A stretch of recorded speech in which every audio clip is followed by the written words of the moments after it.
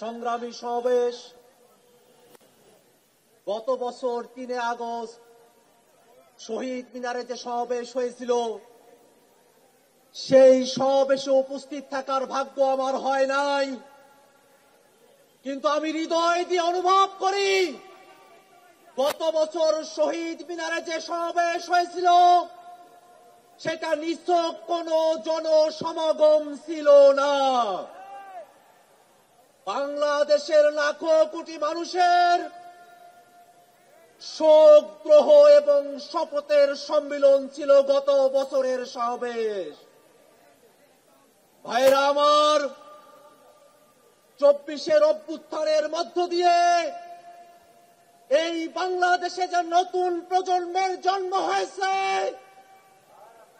যে নতুন রাজনৈতিক জনগোষ্ঠীর আবির্ভাব হয়েছে, সেই নতুন রাজনৈতিক জনগোষ্ঠী এমন, যদি কোনোভাবে বাংলাদেশের কোনো কোণে কোনো বিপদ আসতে থাকে, এই প্রজন্ম জীবন দিয়ে সেই বিপদ মোকাবেলা করবে।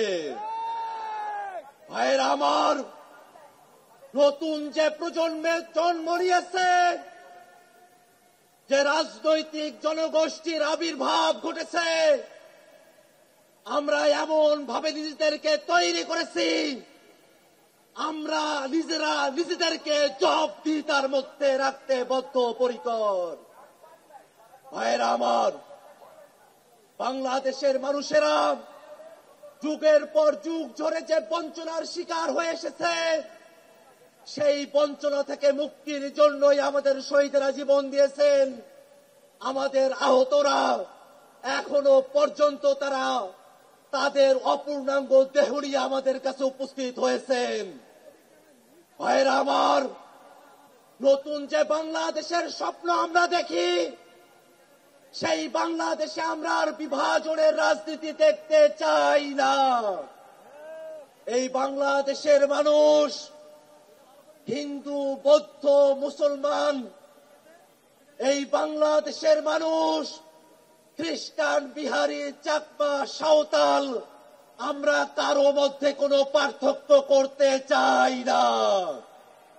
ভাইরা আমার, বাংলাদেশ রাষ্ট্রটিকে নতুন করে গড়ার জন্য গত বছর এই শহীদ মিনার থেকে ফ্যাসিবাদী ব্যবস্থার বিলোপের ঘোষণা দিয়েছিলেন আমাদের আহ্বায়ক।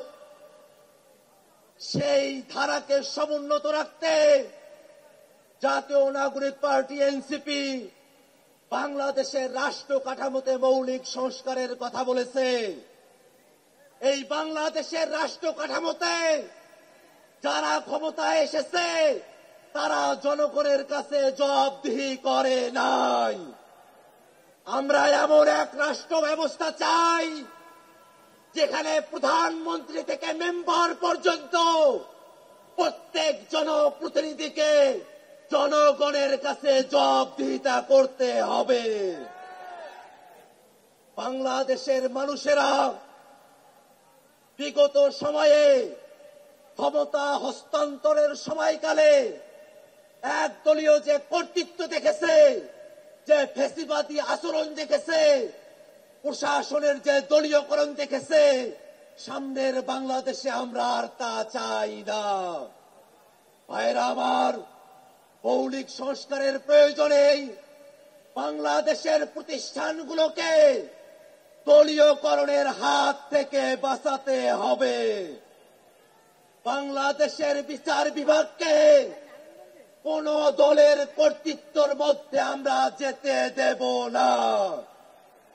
বাংলাদেশের সচিবালয়ে যে নীতি নির্ধারণ করা হবে, সেই নীতি যেন জনস্বার্থের পক্ষে হয়, সেটা স্বচ্ছতার সঙ্গে জনগণের কাছে উপস্থাপন করতে হবে। ভাইরা আমার, মৌলিক সংস্কারের ভিত্তিতে জাতীয় ঐক্যমত্য কমিশনে রাজনৈতিক দলগুলোর ঐক্যমত্য তৈরি হয়েছে। আমরা হয়তো অনেক প্রত্যাশা নিয়ে ঐক্যমত্য কমিশনে গিয়েছি, মৌলিক সংস্কারের যতটুকু প্রত্যাশা পূরণ হয়েছে, বাংলাদেশের মানুষ অপেক্ষা করছে জুলাই সনদের প্রত্যেকটা কথা বাংলাদেশে বাস্তবায়ন করতে হবে। জুলাই সনদকে কোন কাগুজে বাঘে আমরা পরিণত হতে দেব না। ভাইরা আমার, সরকার জুলাই ঘোষণাপত্র, জুলাই সনদ প্রণয়ন করবে। আমরা সরকারের কাছে উদাত্ত কণ্ঠে আহ্বান রাখতে চাই, জুলাই ঘোষণাপত্রকে সাংবিধানিক স্বীকৃতি প্রদান করতে হবে। জুলাই সনদকে আইনি স্বীকৃতি দিতে হবে। লিগ্যাল করে এলএফও করে জুলাই সনদকে কার্যকর করতে হবে। ভাইরা আমার, জুলাই সনদের সংস্কার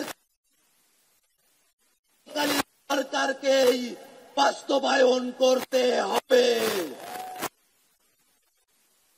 জুলাই সনদ এবং জুলাই ঘোষণাপত্র যাতে বাংলাদেশে বাস্তবায়ন করতে হয়, সেই কারণে বাংলাদেশের প্রত্যেকটা জনগণকে পাহারাদারের ভূমিকায় সজাগ দৃষ্টি রাখতে হবে।